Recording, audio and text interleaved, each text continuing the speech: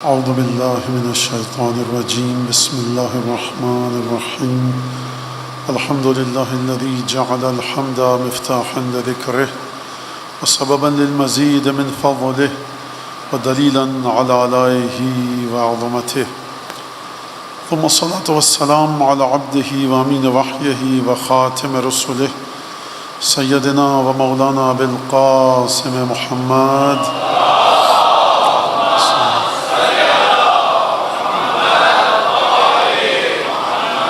وعلى أهل بيته الطيبين الطاهرين الذين أذهب الله عنهم الرجس وطهرهم تطهيرا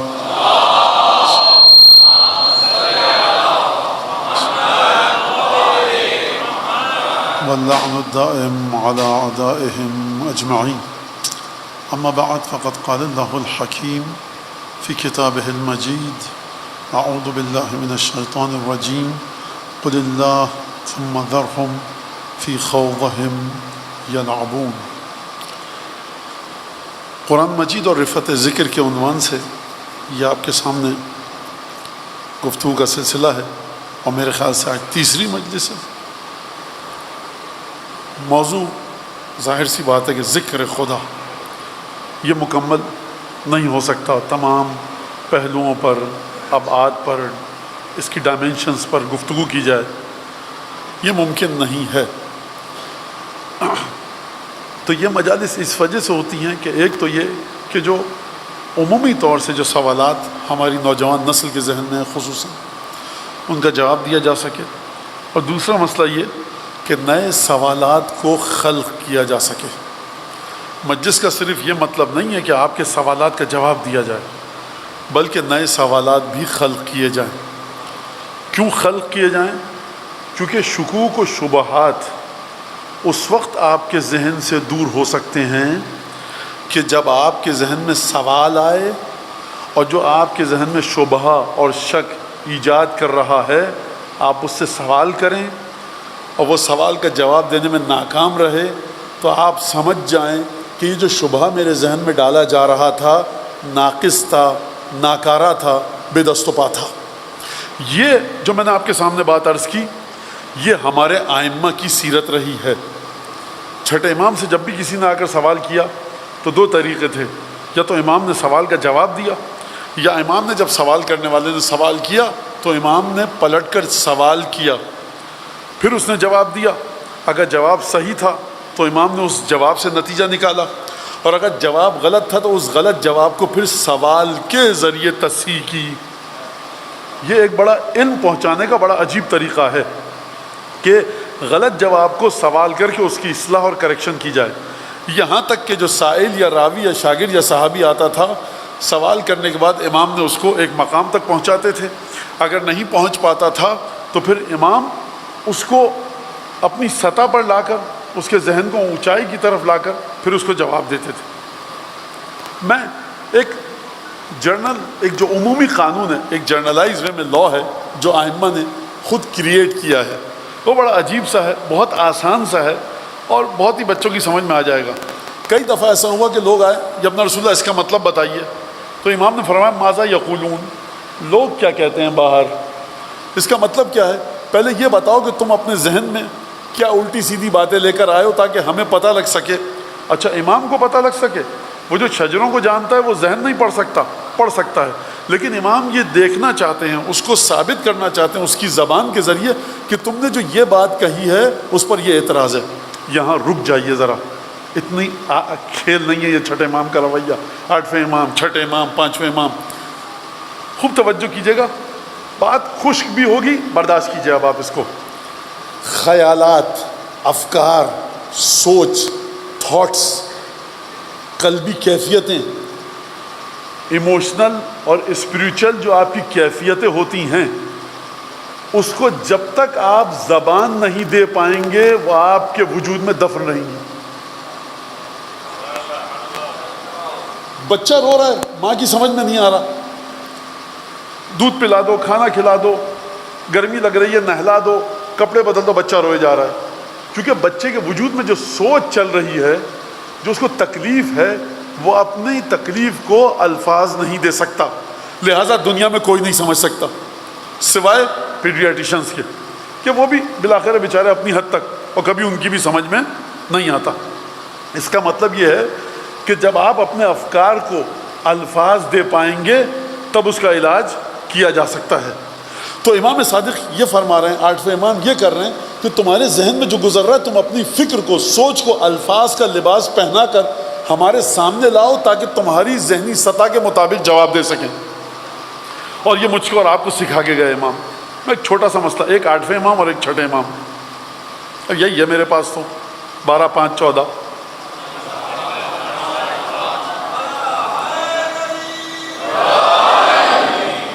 ٹاک شو سننا ہے، ٹی وی کھولیے، الحمدللہ چینل والے بہت ہیں۔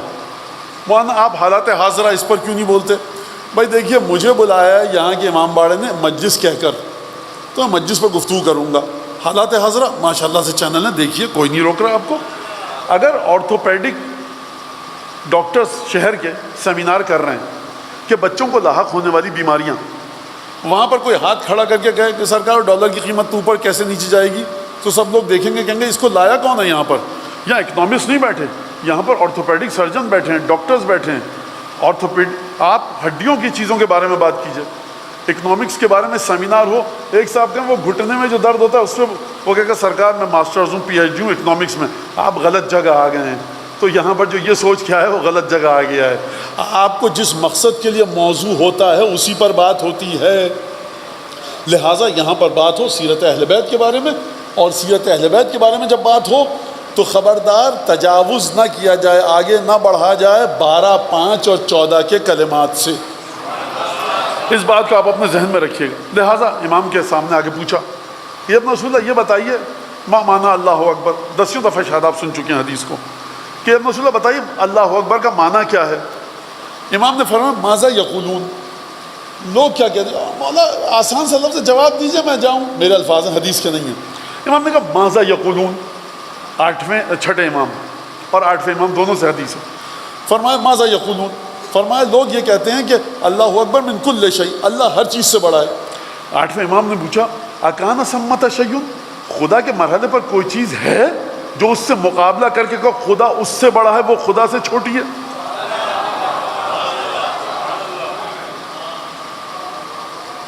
ہے کوئی؟ کہا کہ نہیں۔ کہا پھر کیوں مقابلہ کر رہے ہو خدا کا کسی سے؟ آپ اللہ اکبر کا معنی سمجھ نہیں سکتے اور چلیں قرآن کی تفسیر لکھنے، آئیے در اہل بیت پر۔ اور امام نے یہ نہیں کہا دیکھو میں رسول کا بیٹا ہوں، مجھے پتا ہے، میں بتا رہا ہوں۔ امام نے کہا لوگ کیا کہتے ہیں؟ یہ کہتے ہیں، سوال کیا کہ تم یہ سوال جواب کی غلطی کو سوال کر کے واضح کیا۔ خوب توجہ کریں اس بات کے اوپر۔ پھر امام نے جواب دیا کہ اللہ اکبر من ان یوصف، خدا اس سے بھی کہیں بڑا ہے جو تم ذکر کرو۔ یعنی کیا مطلب؟ امام نے نہیں کہا اللہ اکبر مما تصفہ، خدا اس سے بڑا ہے جتنا تم ذکر کرتے ہو خدا کا، جو تم خدا کی صفات بیان کرتے ہو خدا اس سے بڑا ہے۔ امام نے یہ نہیں فرمایا، امام نے فرمایا اللہ اکبر من ان یوصف، اللہ اس سے کہیں بزرگ و بالاتر و جلیل و عظیم اور کریم ہے اور عزیز ہے کہ کوئی اس کا ذکر کر سکے۔ کوئی کا مطلب آپ سمجھے؟ جبرائیل سے لے کر آدم تک، آدم سے لے کر عیسیٰ تک، عیسیٰ سے لے کر صبح قیامت تک جو آئے اس تک، کہاں لوگوں کا اللہ اکبر، کہاں فاطمہ کی اولادوں کا اللہ اکبر۔ آپ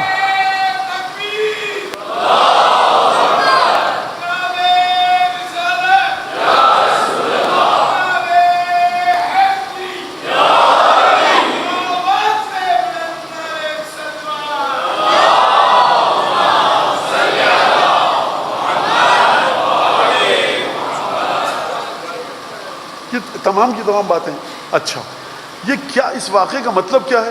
چھٹے امام کی فضیلت ہے؟ نہیں سرکار، چھٹے امام کی فضیلت نہیں ہے، یہ صرف ہے فضیلت، لیکن چھٹے امام کی فضیلت کے عنوان سے میں نے نہیں بتایا ہے۔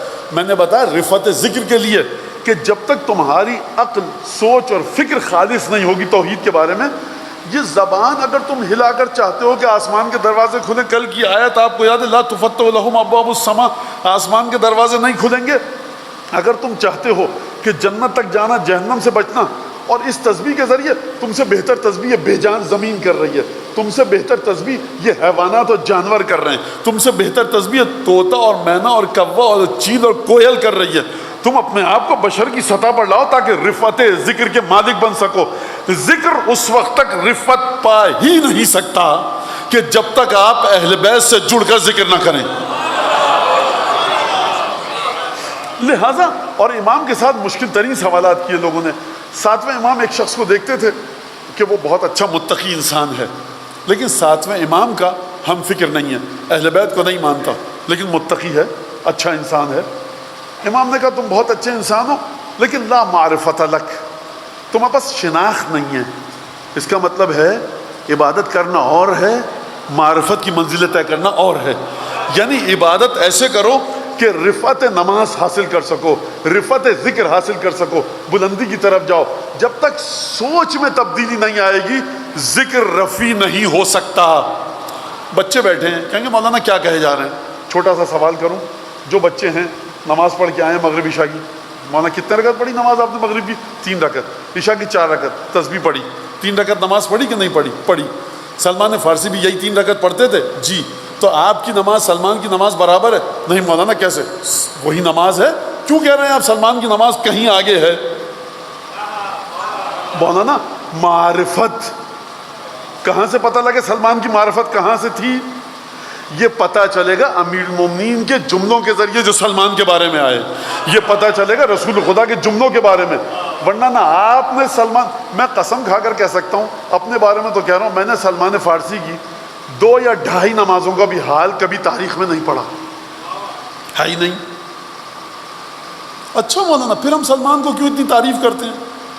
آپ سلمان کی تعریف نمازوں کی وجہ سے کرتے ہیں، تو 30,000 کی نماز کی تعریف کیجئے جو 30,000 کا لشکر فرات کے کنارے تھا، 72 لوگوں کی نماز کی تعریف اب مت کیجئے۔ یہاں تعداد سے بات نہیں چلتی ہے، چلتی ہے بات معرفت سے کہ کون رفعت سے متصف ہے۔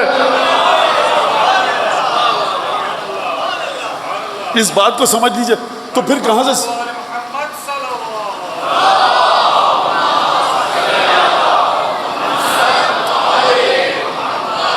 سے سمجھے آپ سلمان کو؟ مولانا دیکھیے سب سے پہلے تو اذن شرف یابی تھا سیدہ کی بارگاہ میں۔ یہ کیا بات ہوئی؟ آپ پہلے سیدہ کو سمجھیے رسول خدا کے کلمات کے ذریعے، پھر آپ کی سمجھ میں آئے گا جو بارگاہ سیدہ میں شرف اور اذن شرف یابی پائے اس کا کیا مرتبہ ہے۔ پھر آپ اس کے بعد جا کر رسول خدا کی حدیث کو دیکھیے کہ فرمایا سلمان بحر لا ینزف و کنز لا ینفد، سلمان وہ گہرا سمندر ہے جس کو کوئی خالی نہیں کر سکتا، اور وہ خزانہ ہے جو کبھی ختم نہیں ہوگا۔ یہ ایران سے آئے ہوئے عیسائی اور نصرانی کی بات ہے کہ جو جڑا اس دروازے سے تو منا اہل البیت قرار پایا، اور معرفت کی یہ منزلت ہے کہ نہ سلمان کے وجود میں جو علم ہے تم اس کو خالی نہیں کر سکتے۔ بچوں کے لیے مثال دے کے آگے بڑھوں بات کو، ایک صاحب میٹرک کی فزکس پڑھا سکتے ہیں، فرسٹ ایئر کی فزکس بہت زور اور طاقت لگا کر پڑھائیں گے، سیکنڈ ایئر کی فزکس پڑھاتے وقت ان کے وجود پہ لرزہ طاری ہو جائے گا۔ بیچلرز بی ایس سی والوں کو فزکس وہ پڑھانے کا سوچ بھی نہیں سکتے۔ تو اگر کوئی بی ایس سی کرنے والا فزکس کے سوالات پوچھے تو یہ جو میٹرک کو فزکس پڑھاتا ہے اس کے وجود میں جو علم ہے فزکس کا وہ خالی ہو گیا۔ سلمان کبھی خالی نہیں ہو سکتا۔ کیا مطلب؟ یعنی تم سب مل کر اگر آ جاؤ نا سلمان سے قرآن کے بارے میں، حدیث کے بارے میں، جنت کے بارے میں، جہنم کے بارے میں، مشیت الہی کے بارے میں، علم المنایا والبلایا پوچھو کہ میں کیسے مروں گا، فلاں شخص کیسے مرے گا، دنیا میں کیا واقعات ہوں گے، سیلاب کہاں آئے گا، کوئی سوال ایسا نہیں ہے کہ جو سلمان کو نہ آتا ہو۔ یہ غلام کی فضیلت ہے، آقا کی بات نہیں کر رہا میں۔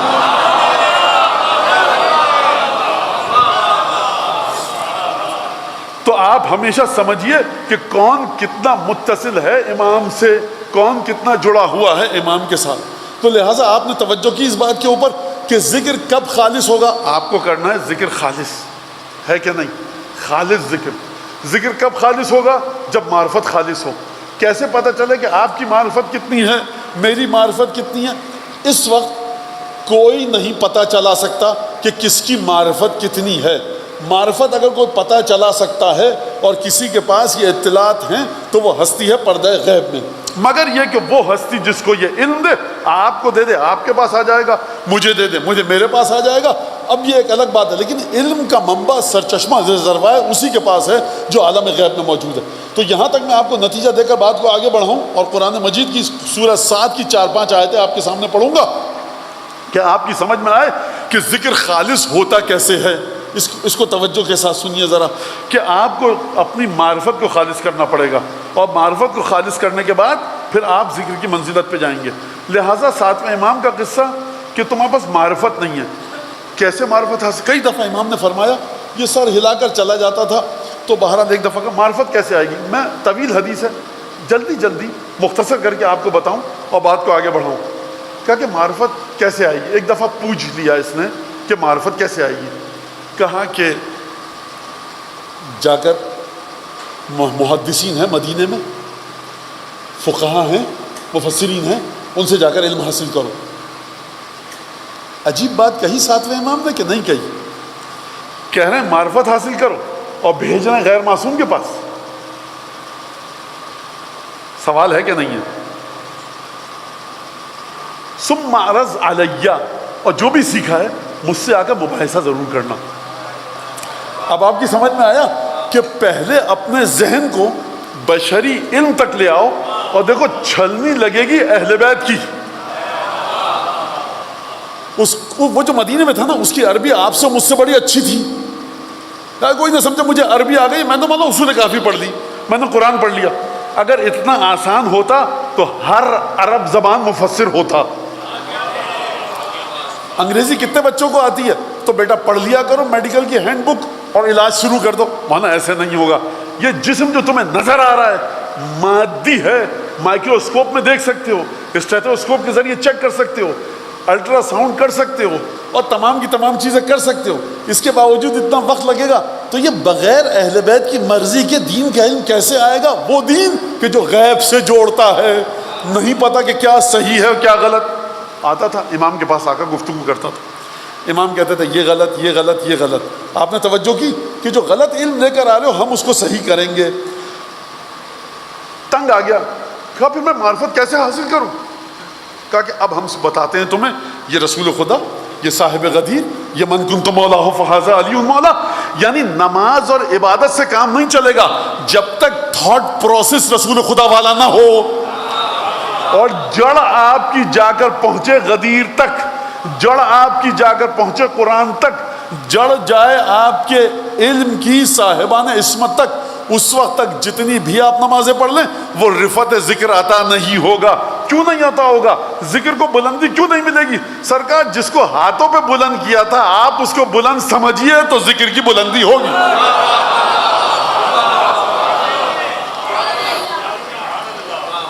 آپ اس کے اوپر توجہ کیجیے گا۔ بہرحال یہ خطیبانہ جملہ تھا، البتہ جس کی جڑیں حدیث میں ہیں۔ اب یہاں پر ذکر کس کا ہو رہا ہے؟ سید الشہداء کا۔ سید الشہداء کے ذکر کو خالص کیسے کیا جائے؟ آپ بتائیں گے؟ میں بتاؤں؟ عاشور ایڈیشن بتائے گا؟ یہ ٹاک شوز جو آ رہے ہیں، میں سب کا احترام کرتا ہوں، لیکن میں نہیں مانتا کیپیسٹی۔ اعتراض ہے آپ کو؟ میں نہیں مانتا، آپ کی کیپیسٹی میں ہے ہی نہیں۔ چھٹے امام تک جب تک نہیں آؤ گے تمہاری کیپیسٹی میں ہے ہی نہیں کہ تم سمجھ سکو۔ کیوں نہیں مان لیتے اس حقیقت کو؟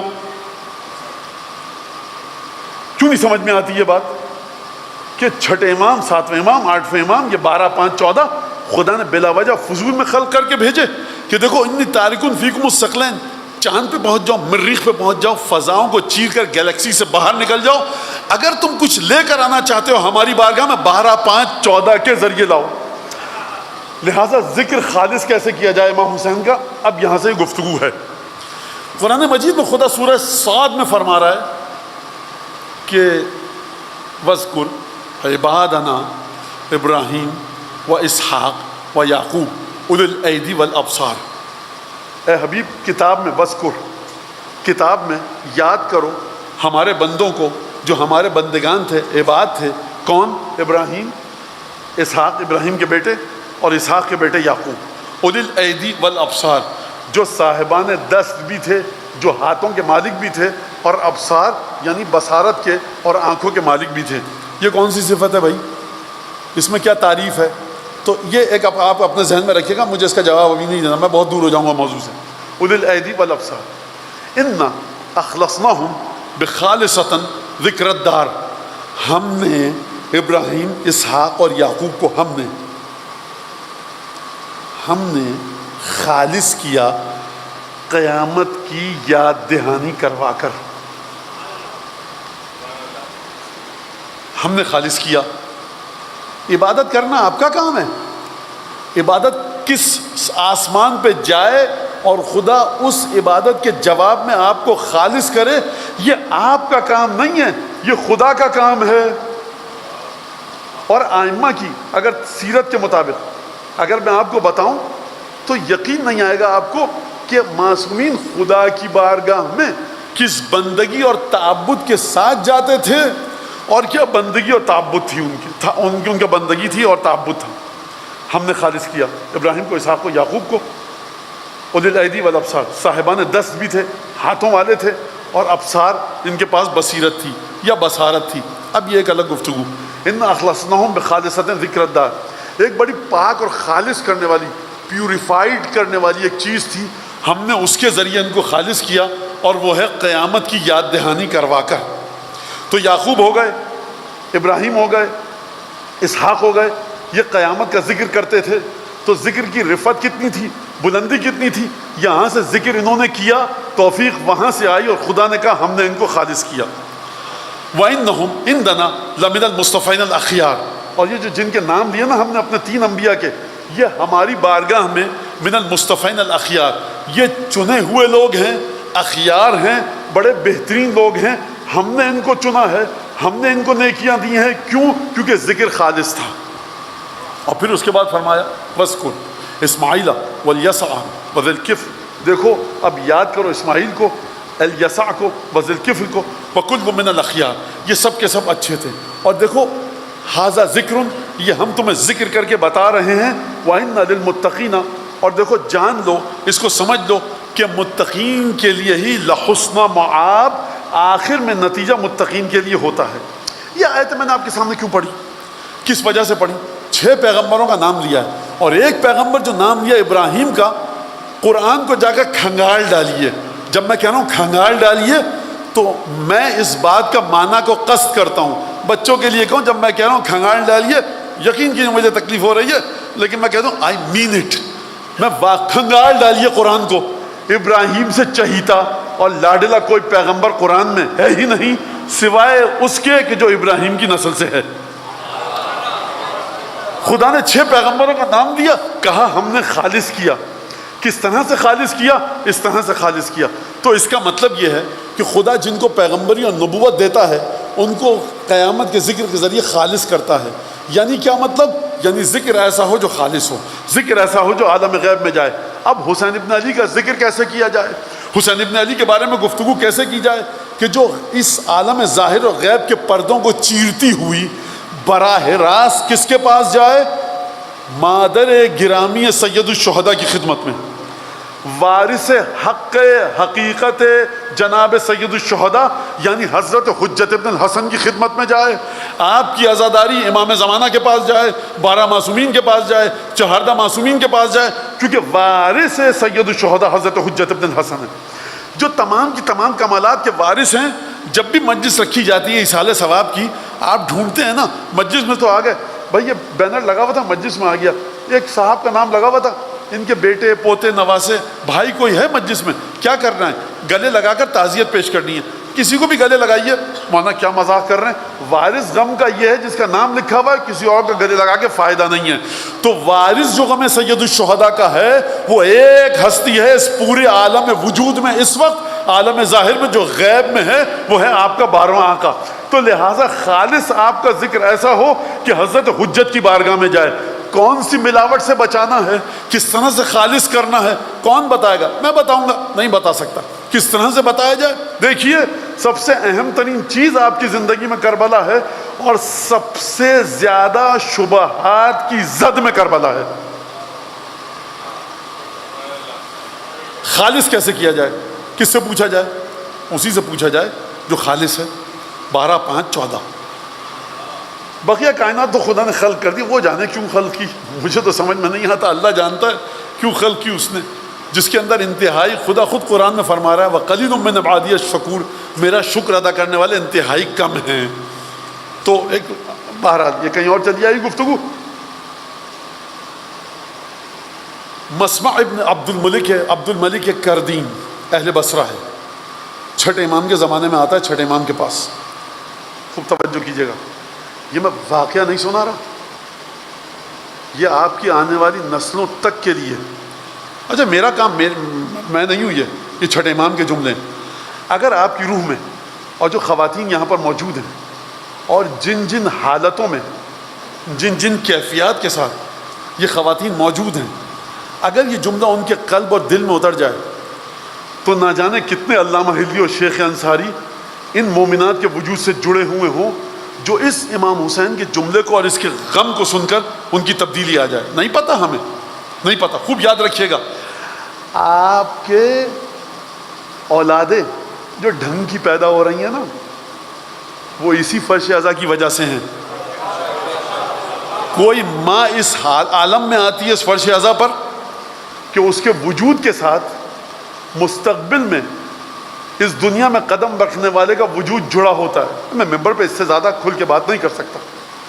تو جو اشک بہاتی ہیں نا ہماری یہ مائیں، بہنیں، بیٹیاں، بچیاں، یہ ان کے ساتھ جو وجود جڑا ہوا ہے نا مستقبل کے ایک انسان کا، وہ بنا رہا ہے ڈھنگ کا مومن. یہ آپ کو یہ مسجد وغیرہ یہ بنا سکتے ہیں؟ میاں نہیں، کسی میں طاقت نہیں ہے، کسی میں طاقت نہیں ہے. ذکر سید الشہداء، آنسو، لہٰذا ان کو خالص کرو. جتنی ملاوٹیں، کنٹیمنیشن ان آنسوؤں میں آئیں گی اس غم میں، آپ کی نسل برباد ہوتی رہے گی.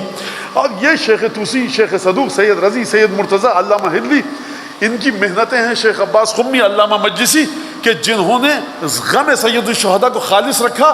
ورنہ اگر محدثین و فقہا کو ہٹا لیں تو ہم اور آپ عاشور کے دن قوالیاں پڑھ رہے ہوتے بالا سر سید الشہداء پہ. یاد رکھو اس بات کو، زنجیر و قمع کا ماتم نہیں ہو رہا ہوتا. 1400 برس گزر گئے، بڑی مضبوطی کے ساتھ فقہا نے جم کر دفاع کیا ہے غم سید الشہداء کا. کوئی وہاں پر جا کر وہ کام نہیں کرتا جو درویشوں قلندروں کے مزار پر ہوتے ہیں، کیونکہ ان کی مدد شامل تھی سید الشہداء کے غم میں. کس طرح سے مدد شامل تھی؟ اماموں کی، ائمہ معصومین کی روایات کے ذریعے انہوں نے سر منہ فرق نہیں آنے دیا. دیکھو، قدم پہلے دایاں رکھنا، پیر بالا سر پہ یہ دعا، پائے مبارک پر یہ دعا، شہداء کے پاس جا کر یہ دعا، اور جب نکلو تو جاؤ عباس کی زیارت کرو، حبیب ابن مظاہر کی قبر پر جا کر یہ پڑھنا، شہداء کربلا کی قبر پر جا کر یہ پڑھنا، 2 رکعت نماز ایسے پڑھنا، قبلہ دائیں طرف ہو بائیں طرف ہو، کس طرح زیارت کرو. ایک ایک چیز کو بچا کر رکھا. تب آپ اٹھتے ہیں اور ٹہلتے ہوئے کربلا کی زیارت کر کے آیا. میاں کربلا بچی کیسے؟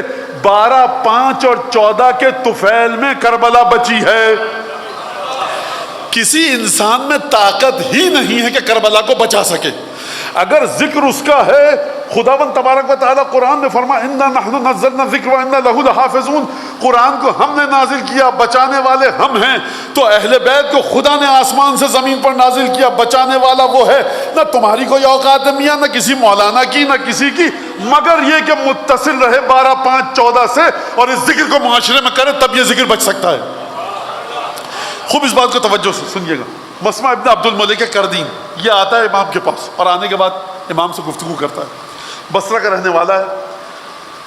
امام پوچھتے ہیں کہ یا اے مسمع، تم اہل عراق میں سے ہو؟ انت من اہل العراق؟ کہا کہ جی. کہا کہ کیا تم زیارت کرتے ہو امام حسین کی؟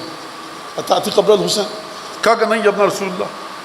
اور مسئلہ یہ ہے کہ میں مشہور و معروف شخص ہوں اور میں جاؤں گا. وَعِنْدَنَا مَنْ يَتَّبُعُ هَوَى هَذَا الْخَلِيفَةِ، بہت سے لوگ ہیں جو خلیفہ کی چاہت میں مبتلا ہیں میرے شہر میں.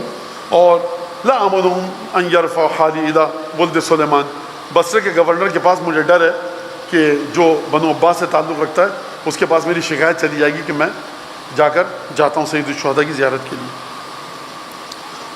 اچھا، اب جب یہ واقعہ ہوا، اچھا اس کو روک دیجیے، تھوڑی دیر معذرت چاہتا ہوں آپ سب سے.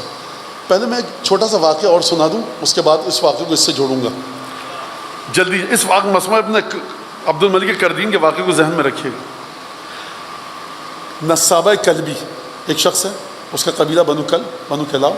وہ آتا ہے مدینے میں، آ کر پوچھتا ہے، مسجد رسول خدا میں جاتا ہے، پوچھتا ہے کہ کہتا ہے کہ میں جب مدینے میں داخل ہوا، میں عرفت و حاضر، مجھے امامت کا نہیں پتہ تھا کہ اب امام کون ہے.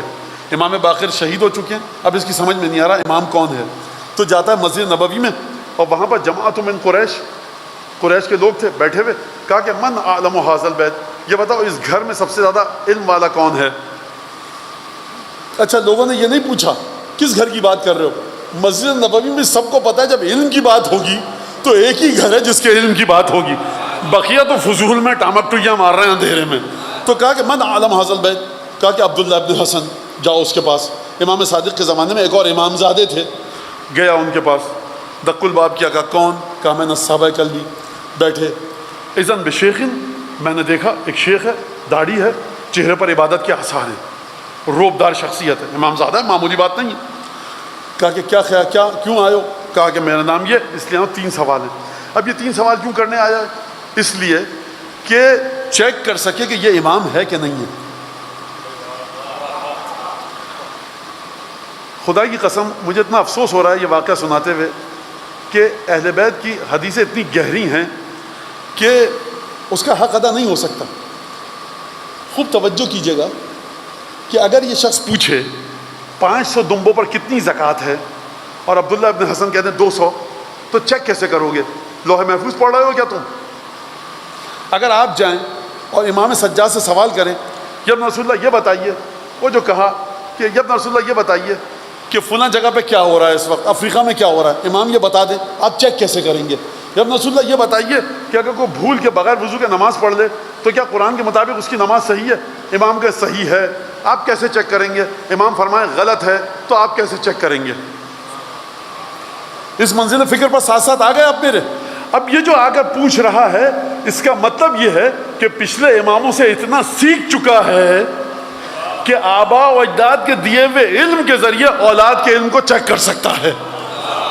تو مزاج آشنائے امامت بنیے تاکہ کوئی بھی ممبر سے چاہے امامے میں چاہے شیروانی میں آپ کی آنکھوں میں دھول نہ جھونک سکے۔ کیا کہ اچھا سوال ہے، کیا سوال ہے؟ کہا کہ ما طرف المس علی الخفین، جوتوں پر مسح کرنے کے بارے میں آپ کا کیا جواب ہے کہ جوتے پہنے ہیں تو مسح کر لیا جائے؟ تو فرمایا کہ دیکھو اس میں کوئی جائز ہے، ایک قوم تھی قوم صالحین کہ جو مسح کرتے تھے، لیکن ہم اہل بیت مسح نہیں کرتے۔ اس نے دل میں کہا حاضی واحدہ، یہ پہلا سوال۔ دوسرا سوال، رجل قال لامرأتی انت طالق عدد نجوم السماء، تجھے میں نے اتنی طلاقیں دیں کہ جتنے آسمان میں ستارے ہیں، تو یہ کب جدا ہو جائے گی؟ کتنے مہینے کی عدت رکھے؟ کہا کہ تبین اندہ، اب وہ اس نے اصطلاح استعمال کی علم حیت کی کہ جب ستارے جوزہ بلند ہوگا، برج جوزہ میں جائے گا تو اس وقت یہ جدا ہو جائے گی۔ کہا یہ دوسرا جواب۔ تیسرا جواب، کہا ما تقول فی النبیس، نبیس کے بارے میں آپ کیا کہتے ہیں جو کھجور سے مشروب بنتا ہے؟ کہا کہ حلال ہے، ہم اہل بیت نہیں پیتے۔ کہا کہ خدا حافظ، التماس سے دعا۔ باہر آیا پریشان، چیک کر لیا کہ آپ امام نہیں ہیں جوابات کے ذریعے، کتنے بیکار جواب دیے آپ نے۔ دوبارہ گیا اسی مجمع کے پاس، کہا کہ بھائی میں نے پوچھا من عالم ھذا البیت، کون ہے اس گھرانے میں سب سے پڑھا لکھا؟ تو رجل رفع راسہ وقال ائت جعفر ابن محمد، وہ جماعت خاموش رہی اور کہا کہ تم نے عبداللہ ابن حسن کے پاس بھیجا، کچھ علم نہیں ہے بھائی اس کے پاس، کس کے پاس بھیج دیا تم نے؟ تو دیکھیے نہ امام زیادہ ہونے سے کام چلے گا، نہ داڑھی سے کام چلے گا، نہ پیشانی پر سجدے کے نشان سے کام چلے گا۔ یا تو آپ میں معرفت اتنی ہو یا حدیثوں سے جڑے ہوئے ہوں۔ اب لوگ پریشان، کہا کہ ہمیں نہیں پتا۔ ایک شخص نے سر اٹھا کر کہا جاؤ جعفر ابن محمد کے پاس۔ جعفر ابن محمد کے پاس گئے، سمجھ گیا، کہا کہ یہ جو لوگوں نے مجھے نہیں بتایا نا، حسد کی وجہ سے نہیں بتایا۔ امام سے پہلا سوال کیا، کھجور سے جو مشروب بنایا جائے کیا کہتے ہیں آپ؟ امام نے جواب دیا، کہا کہ بتائیے جوتوں پر مسح کے بارے میں کیا کہتے ہیں آپ؟ امام نے فرمایا دیکھو اذا کان یوم القیامہ ورد اللہ کل شیء الی شیئتہ، جب قیامت میں آئے گی قیامت اور خدا ہر چیز کو اس کی اصلیت پر پلٹائے گا، فماذا ترى، تم کیا سمجھتے ہو؟ یہ جو لوگ جو وترد الجلد الی الغنم، جب ان کے چمڑے کے جوتے دمبوں کی صورت میں پلٹ جائیں گے تو ان کا وضو کہاں جائے گا؟ امام نے یہ جواب دیا اس حدیث کے مطابق۔ اور تیسرا کہا کہ طلاق کا یہ مسئلہ ہے کہ آسمان کے ستاروں کے برابر، تو پھر کیسے کیا ہوگا، کب جدا ہوگی؟ امام نے کہا کہ قرآن آتا ہے پڑھنا؟ سوال کر رہے ہیں امام، کہا کہ جی۔ کہا کہ اقرأ سورۃ الطلاق، سورہ طلاق پڑھو. میں نے سورہ طلاق پڑھنی شروع کی. جب میں پہنچا طلاق کی آیت پر، امام نے کہا قف، رک جاؤ. رک گیا. عبداللہ ابن حسن نے کیا جواب دیا تھا؟ اترا ہا ہونا. عبداللہ ابن حسن نے کیا کہا تھا کہ سب وہ ستارہ وہاں پہنچے تو وہ جدا ہو جائے گی. سوال کیا تھا؟ ستاروں کی تعداد کے برابر طلاق دوں تو میری بیوی مجھ سے کب جدا ہوگی؟ امام نے کہا طلاق کی آیت پڑھو. طلاق کی آیت پڑھی. امام نے کہا رک جاؤ. یہ رک گیا. امام نے کہا اترا ہا ہونا نجوم، اترا ہا ہونا نجومن، یہاں اس آیت میں ستاروں کا ذکر دیکھ رہے ہو؟ کہا کہ نہیں. اب میرا جملہ، پھر ستارے کیوں لا رہے ہو؟ جب قرآن میں خدا نے طلاق کے لیے ستاروں کا ذکر ہی نہیں کیا تو تم کہاں سے لا رہے ہو؟ کہا پھر طلاق کیسے ہوگی؟ کہا کہ دیکھو طلقہن بعدتہن واحصوا العدہ، دیکھو عدت کے ساتھ طلاق دو، گنتے رہو عدت کو. پھر فرمایا الطلاق فی طہر من غیر جماع بشاہدین مقبولین. تینوں طلاق کی 3 شرائط بتا دی. اور امام نے کہا کہ نہیں ہے نا اس میں ستارے. کہاں سے؟ اس کا مطلب ہے کہ جو چیز قرآن، پھر کہ مولا کیسے سمجھیں؟ کہا کہ تردو الی کتاب اللہ و سنت نبیہ. طلاق کے مسئلے کو سمجھنا، قرآن کو جوڑو سنت رسول خدا کے ساتھ. خوب توجہ کیجیے گا، اب خالص ذکر کی بات کر رہا ہوں میں. زیارت عاشورہ کو پڑھیے، اس طرح پڑھیں فائدہ نہیں ہوگا. جس طرح سے میں بتا رہا ہوں پڑھیں تو فائدہ ہوگا. آپ زیارت پہ جا رہے ہیں امام حسین کی، ایسے گئے فائدہ نہیں ہوگا. ویسے جائیے فائدہ ہوگا. سبیل لگا رہے ہیں، ویسے لگائی کوئی فائدہ نہیں ہوگا. جو اجزاء و شرائط میں بتا رہا ہوں لگائیے تو فائدہ ہوگا. میں اپنی مرضی سے عزاداری میں اجزاء کو جوڑتا رہوں، اس عزاداری کا فائدہ نہیں ہے، اس مجلس کا فائدہ نہیں ہے. سرکار اترا ہا ہونا نجومن، اما ستارے دیکھ رہے ہو کچھ طلاق کی آیت میں کہ نہیں دیکھ رہے ہو؟ نہیں دیکھ رہے اپنا رسول اللہ. تو چھٹے امام پوچھیں گے کیوں اضافہ کر رہے ہو اپنی طرف سے؟ یہ جو شرائط زیارت عاشورہ کے پڑھنے میں، زیارت وارث کے پڑھنے میں، ماتم کو کرنے میں، سبیل لگانے میں، فرش اعضا بچھانے میں، جو آپ اپنی مرضی سے اضافہ کر رہے ہیں، 13ویں امام نے کہا یا 15ویں معصوم میں؟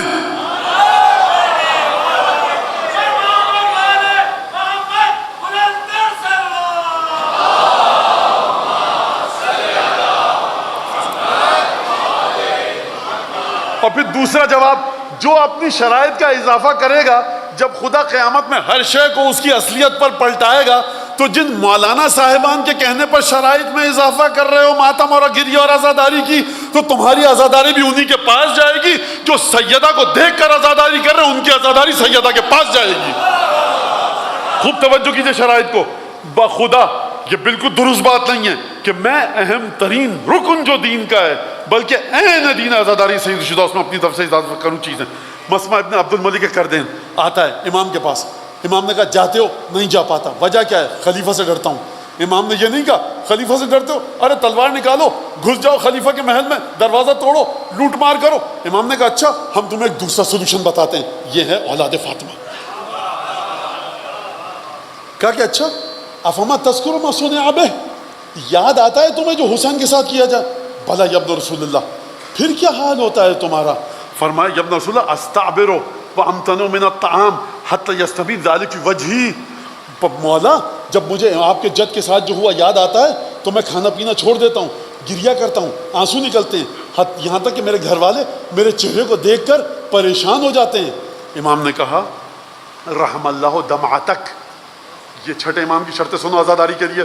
کسی مولوی سے مت پوچھو، کسی ذاکر خطیب عالم سے مت پوچھو، چھٹے امام سے پوچھو، اپنے مرجع سے پوچھو یہ حدیث جھوٹی ہے کہ صحیح. اگر تمہارا مرجع کہے یہ حدیث صحیح ہے تو مرجع سے پوچھو اپنے اگلا استفتاء کہ اس میں کچھ اور شرائط ایڈ کر سکتے ہیں. جو مرجع کا جواب آئے اس کے مطابق عمل کرو. کیجیے. امام نے شرائط سنی، کیا یاد آتا ہے؟ کہا ہاں. امام نے فرمایا خدا تمہارے نکلنے والے آنسوؤں پر رحم فرمائے. اور اس کے بعد امام نے فرمایا دیکھو تم یہ کام اگر کرتے ہو تو جان لو انک من الذین یعدون ممن یحزنون لحزننا ویفرحون لفرحنا. اگر تم اس طرح سے میرے جد کو یاد کرتے ہو تو تم ان لوگوں میں سے ہو کہ جو ہماری خوشی میں خوش رہتے ہیں، ہمارے غم میں غمگین رہتے ہیں.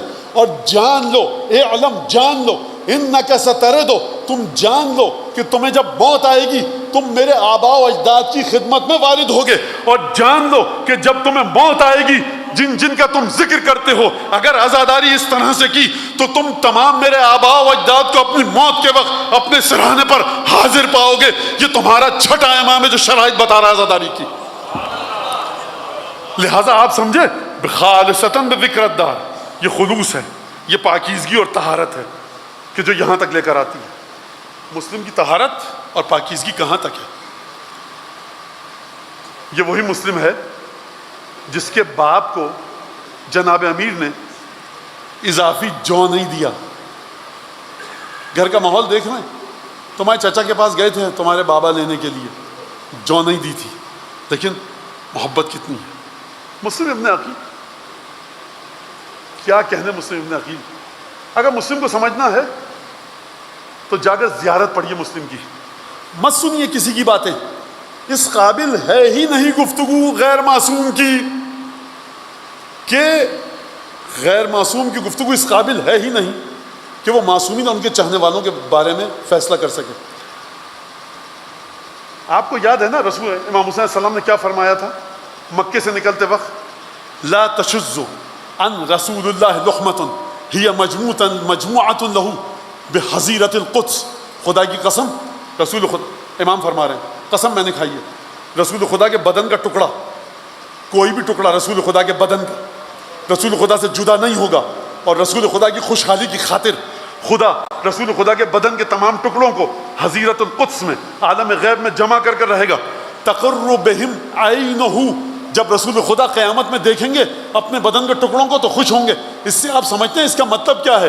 یعنی شہدائے کربلا رسول خدا سے متصل ہیں، امام حسین تو متصل ہیں مسلم ابن عقیل۔ اور کیا کہوں اس شہزادے کے بارے میں کہ شہدائے کربلا میں شامل نہیں ہیں، لیکن جب بھی شہدائے کربلا کا ذکر آتا ہے مسلم کا ذکر آتا ہے۔ 3 شعبان کو سید الشہداء پہنچے، کہاں پر؟ مکے۔ مسلم کو خط دیا، مدینے آئے مسلم۔ 15 رمضان کو مسلم مدینے پہنچے، گھوڑے پر بیٹھ کر آئے ہیں مکے سے مدینے۔ کتنی تھکاوٹ ہوگی یہ مسلم کو سمجھیے۔ بخدا یہ شہزادہ اتنا مظلوم ہے، اور اہل بیت کے گھرانے میں ہی مظلومیت ہے سرکار۔ میں جو آپ کے سامنے مسلم کو نہیں بتا سکتا، کوئی نہیں سمجھا سکتا۔ مسلم نے جو ضبط نفس ہے، اور جو امیر المومنین کی محبت ہے، اور جو سید الشہداء پر فنا ہیں اور فدا ہیں، یہ ممبر پہ کوئی بیٹھ کر بتا ہی، کسی زبان میں طاقت ہی نہیں ہے اتنی کہ آپ کو میں مسلم بن عقیل کے بارے میں بتا سکوں۔ یہ تو اپنی بخشش کا بہانہ ہے کہ پروردگار دیکھ، گواہ رہیو کہ میں نے امیر المومنین کے بیٹے کا ذکر کیا، گواہ رہیو کہ انہوں نے مسلم پر گریہ کیا، بس یہ اس سے زیادہ کچھ نہیں ہے۔ حیثیت ہی نہیں ہے کسی کی اس سے زیادہ۔ سیدھے مسجد نبوی میں گئے، رسول کی زیارت کری، دعائیں کی، اور وہاں سے سیدھے نکل پڑے کوفے کی طرف۔ خط میں کیا لکھا ہے جانتے ہیں؟ یا اہل الکوفہ لقد بعثت الیکم اخی وابن عمی وثقتی ورجلا من اہل بیتی، میں نے اپنے بڑے بااعتماد گھر سے تعلق رکھنے والے اپنے معتمد اور ثقہ کو، اپنے قابل اعتماد بھائی کو تم تک بھیجا ہے، جو گفتگو اس سے کرو۔ آپ جانتے ہیں جناب مسلم داماد بھی ہیں، جناب رقیہ کے شوہر ہیں، امیر المومنین کے داماد ہیں، یعنی بہنوں ہی ہیں امام حسن اور امام حسین کے۔ مسلم کو بھیجا۔ مسلم جانتے ہیں کون ہے؟ صفین میں جناب امیر نے میمنے پر سید الشہداء امام مجتبیٰ عبداللہ بن جعفر طیار اور مسلم بن عقیل، ان 4 کو کمانڈر بنایا تھا میمنے پر جنگ صفین میں۔ مسلم معمولی انسان نہیں ہے، بہادری کو سند ملی ہے جناب امیر سے۔ کوفے پہنچے، 8 شوال کے بعد 11 شوال آئی۔ مسلم نے 11 شوال کو خط لکھا امام حسین علیہ السلام کو کہ کوفے کے حالات موافق ہیں، آپ تشریف لے آئیے، اور اس کے بعد مولا نے کوفے کا سفر اختیار کیا۔ افواہ پھیلائی گئی، ہانی ابن عروہ کو گرفتار کیا گیا، قید میں لے کر جایا گیا، تشدد کیا گیا، بدن لہو لہان، اور ایک افواہ پھیلا کر کوفے میں ایک سنسنی پیدا کی گئی۔ جناب مسلم جب نکلے ہیں مسجد کوفہ سے تو ہزاروں لوگوں نے نماز پڑھی ہے مغرب اور عشاء کی، اور جب عشاء کے بعد نکلے ہیں تو گنتی کے چند لوگ تھے، اور وہ بھی آہستہ آہستہ ساتھ چھوڑ کر چلے گئے۔ باب الثعبان مسجد کوفہ کا دروازہ ہے، جو گئے وہ جانتے ہیں، اور اسی مسجد کوفہ میں حضرت مسلم کی قبر بھی ہے۔ جب آپ باب الثعبان میں داخل ہو رہے ہوں گے نا، داخل ہو رہے ہیں دائیں ہاتھ پر جو محلہ ہے یہ واقعہ جو اب بتا رہا ہوں اس محلے کا ہے، محلہ بنو کندہ۔ یہ اب تو خیر سب ٹوٹ ٹاٹ گیا، اب مسلم رات کا وقت ہے، لا یدری الی این یتوجہ، مقتل کے الفاظ ہیں، مسلم نہایت مظلومیت کے ساتھ سر جھکائے ہوئے بنو کندہ کے محلے میں گھوم رہے ہیں کہ میں جاؤں تو کہاں جاؤں۔ میں ایک جملہ کہہ دوں اس شہزادے، بھوکا پیاسا مسلم، عشاء کی نماز کے بعد انسان رات کا کھانا کھاتا ہے نا، ایک چبوترے پہ بیٹھ گئے۔ ایک مومنہ تھی کوفے میں طوعا، یہ بار بار اپنے بیٹے یا داماد کا راستہ دیکھ رہی تھی۔ اب جو اس نے دروازہ کھولا جناب مسلم دکھے، کہا کہ اے شخص اجنبی ہے، نامحرم ہے، میں اکیلی خاتون ہوں، میرے دروازے پر تیرا بیٹھنا صحیح نہیں ہے۔ مسلم نے جواب دیا کہ کوفے میں میرا کوئی گھر نہیں ہے۔ جب یہ جواب دیا تو اس بی بی نے کہا اس پورا آشوب دور میں تو کوفے میں لینے کیا آیا ہے، اور اگر تو کوفے سے نہیں ہے تو ہے کون؟ کہا میں اس گھرانے سے ہوں جس کی محبت کو خدا نے قرآن میں واجب کیا ہے۔ دیکھیے معرفت ایک الگ چیز ہے۔ یہ بی بی گھبرا گئی، کہا کہ آپ ہیں کون؟ کہا کہ میں اپنے آقا سید الشہداء حسین ابن علی کا صفی ہوں۔ ابھی تک گھبرا رہی تھی، جیسے ہی سنا حسین اعتماد کرتے ہیں دروازے کھول دیے۔ مولا قدم رنجہ فرمائیے گھر میں۔ مسلم گھر میں داخل ہوئے، ایک حجرے میں جا کر مسلم ابن عقیل کو ٹھہرایا، کہا جب مولا کوئی ضرورت ہو تو بتائیے۔ کھانا پانی لا کر رکھا۔ مسلم بار بار روایت کے مطابق ذکر کی آوازیں آ رہی ہیں۔ یہ بی بی بار بار اٹھ کر جاتی تھی، مولا سے پوچھتی تھی کہ مولا بتائیے کوئی ضرورت تو نہیں ہے، یہاں تک کہ اس کا وہ ناخلف اور ملعون بیٹا گھر میں داخل ہوا۔ جب اس نے دیکھا کہ میری ماں بار بار اس کمرے میں جا رہی ہے تو اس کو شک ہوا، اندھیرا ہے، رات کا وقت ہے۔ یہ ٹٹولتا ٹٹولتا آیا، مسلم نے آہٹ سنی، کہا کہ من انت، کون ہو تم؟ کہا کہ میں گھر کا مالک ہوں، رب البیت، ومن انت، تم کون ہو؟ یہ مسلم نے اپنا تعارف کرایا کہ میں مسلم ابن عقیل ہوں۔ کہا کہ خوشخبری مجھے یہاں ملی ہے، امیر نے پیسہ معین کیا ہے تمہارا سر کاٹ کے لانے کا۔ اور ایک دفعہ یہ شخص تیزی سے نکلا، یہ بی بی طوعا سامنے آئی اور اس کو قسمیں دی رسول خدا کی حرمت کی، میں تیرے آگے ہاتھ جوڑتی ہوں، تجھے قسم دیتی ہوں رسول خدا کی، رسول خدا کے اہل بیت کی، دیکھ یہ کام مت کر۔ لیکن اس شخص نے دھتکارا اور جا کر دارالامارہ میں خبر دی۔ گھوڑوں کی ٹاپوں کی آوازیں آئیں، مقتل کے طوعا کمرے میں گئی، حجرے میں جناب مسلم کے، کہا مولا آپ نے کھانا نہیں کھایا، گھوڑوں کی ٹاپوں کی آوازیں آ رہی ہیں۔ کہا ابھی میں نے اپنے چچا امیر المومنین کو دیکھا ہے خواب میں، فرما رہے مسلم جلدی آؤ ہم تمہارے منتظر ہیں۔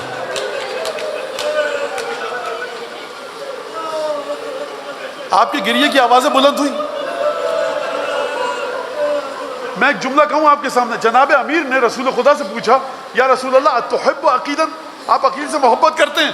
فرمایا احبہ بحبین، دو محبتیں ہیں مجھے عقیل سے، ایک تو یہ کہ میرا چچا ابو طالب عقیل سے محبت کرتا تھا، اور دوسری وجہ یہ ہے کہ عقیل کی نسل سے ایک بیٹا پیدا ہوگا جو میرے حسین کی نصرت میں مارا جائے گا، میں اس وجہ سے عقیل سے۔ تو نے آ کر کہا مولا گھر سے باہر مت نکلیے گا یا آپ کو زخمی کر دیں گے، قتل کر دیں گے۔ مسلم نے جواب دیا کہ میری غیرت گوارا نہیں کرتی کہ میری وجہ سے ایک مومنہ کو نقصان پہنچے، بس یہ کہہ کر تلوار اٹھائی، دروازے سے باہر نکلے، مقابلہ کرنا شروع کیا۔ 70 یا 80 آدمی تھے، مسلم نے بڑی بہادری کے ساتھ مقابلہ کیا، مزید فوجیں منگوائی گئیں، مسلم لڑتے جا رہے ہیں۔ ایک دفعہ عجیب حرکت کی گئی، رسی کے گولے بنائے گئے، آگ لگائی گئی، مسلم پر حملہ کیا گیا، مسلم لڑتے جا رہے ہیں۔ کہا مسلم تمہیں امان دے دیں گے، اب ہم کو قتل نہ کرو، ہم تمہارے ساتھ جنگ نہیں چاہتے۔ یہ سننا تھا، مسلم نے تلوار رکھ دی۔ جیسے ہی تلوار رکھی مسلم کو گرفتار کیا گیا، دندان مبارک شہید ہو چکا ہے، چہرے پر زخم ہے تلوار کا، لبہائے مبارک کٹ چکے ہیں، بھل بھل خون بہ رہا ہے۔ اس عالم میں بھوکے پیاسے مسلم کو مشکیں کس کر عبید اللہ کے دربار میں لایا گیا۔ سلم علی الامیر، امیر کو سلام کرو، ولم یتکلم، مسلم نے کوئی جواب نہیں دیا۔ گفتگو ہوئی اور اس کے بعد کہا گیا ہم نے تمہارے قتل کا ارادہ کیا ہے، کوئی خواہش ہے؟ مسلم نے کہا مجھے پانی دے دو، پیاس لگ رہی ہے۔ پانی کا جام آیا، مسلم نے پینا چاہا، لب سے اتنا خون نکل رہا تھا کہ پانی خونی۔ مسلم نے کٹورا پھینکا، کہا دوسرا کاسا لاؤ۔ کٹورا دوسرا لایا گیا، مسلم نے پینا چاہا، خونم خون ہو گیا، مسلم نے پھینک دیا۔ کہا تیسرا پیالہ لاؤ، پیالہ آیا، مسلم نے پینا چاہا، خونم خون ہو گیا۔ مسلم نے یہ کہہ کر تیسرا پیالہ پھینکا، لو کان رزقا مقسوما لشربتہ، اگر میری زندگی میں رزق لکھا ہوتا پانی کا تو میں پی لیتا۔ میں مسلم سے ایک جملہ کہوں گا، مسلم محبتیں یہیں تو اثر دکھاتی ہیں۔ یہ کیسے ہو سکتا ہے کہ تمہارا آقا تو پیاسا شہید ہو اور تم تشنگی کو ختم کر کے دنیا سے جاؤ؟ مسلم کو ایک دفعہ حکم دیا گیا دارالامارہ کی سیڑھیوں پر لے کر جایا جائے۔ آپ جانتے ہیں مسلم کا قاتل کون ہے؟ مسلم نے لڑائی کے دوران طوع کے گھر کے پاس سب سے زیادہ جس کو زخم لگائے تھے اس کے حوالے کیا گیا۔ روایت کے الفاظ ہیں کہ مسلم کے ہاتھ بندھے ہوئے ہیں، دارالامارہ کی سیڑھیاں چڑھ رہے ہیں، مسلم کے پیروں میں لغزش نہیں ہے، مسلم کے بدن پہ تھر تھراہٹ نہیں ہے۔ اگر فکر ہے تو سیدانیوں کی، اگر فکر ہے تو مولا حسین کی۔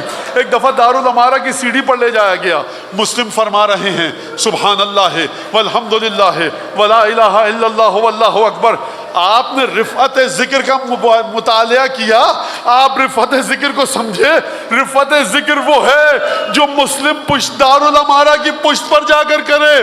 بس ایک دفعہ مسلم نے شاید بیابان کی طرف نگاہ ڈالی ہو کہ نواسہ رسول چل پڑا ہے، شاید گلی کوچے کی طرف نگاہ ڈالی ہو، کل عید تھی نا بقرہ عید، مسلم نے نگاہ ڈالی ہو، شاید دل میں خیال آیا ہو اسی کوفے میں میرے دو بیٹے بھی آئیں گے، نہ جانے کیا کیا خیال آیا ہو۔